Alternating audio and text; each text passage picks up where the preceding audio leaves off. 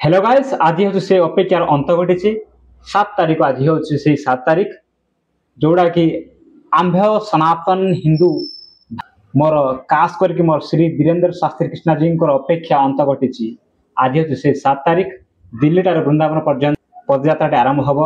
हे मोर भाई, आपण मैंने सजग हो जाओ, निज धर्म को जागृत उठ, निज धर्म को जान, निज धर्म को पढ़। जदि पढ़ी पारन ताहले जो लक्ष्य सनातन धर्म को प्रचार कर से लोक जोड़ा कि आंभ सनातन हिंदू भाई माने कि सनातन हिंदू से लोकंकर साथ रे निजर साइड रे ठिया जाओ, आवाज देवार आरंभ कर।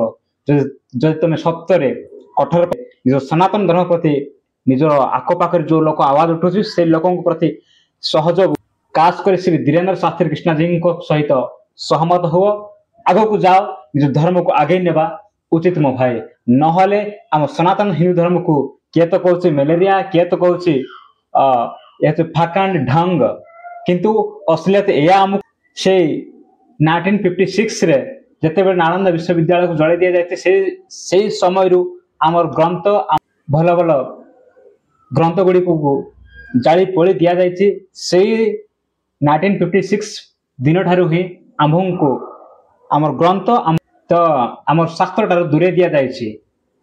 तो आम्भ को से शास्त्र आड़ को आमर से ग्रंथ आड़ को एकजुट कर रास्ता देखुवा श्री धीरेन्द्र शास्त्री कृष्णा जी सहित सहमत हुआ, नहले आम्भ को दिने प्रस्ताव हम।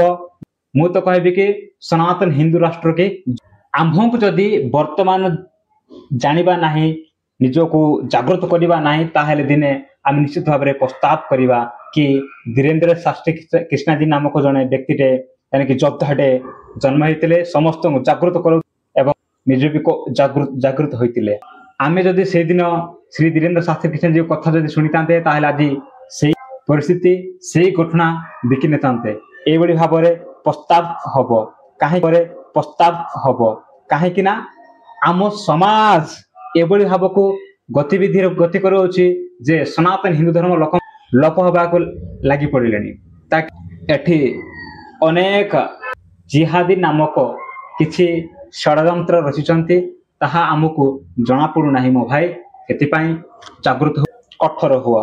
मु तो जागृत हो गलिनी, निज मन भीतर मु जागृत हो गलिनी, निज मन भीतर कठोरपंथी हो गलिनी। आपण माने केबे हेबे कमेंट माध्यम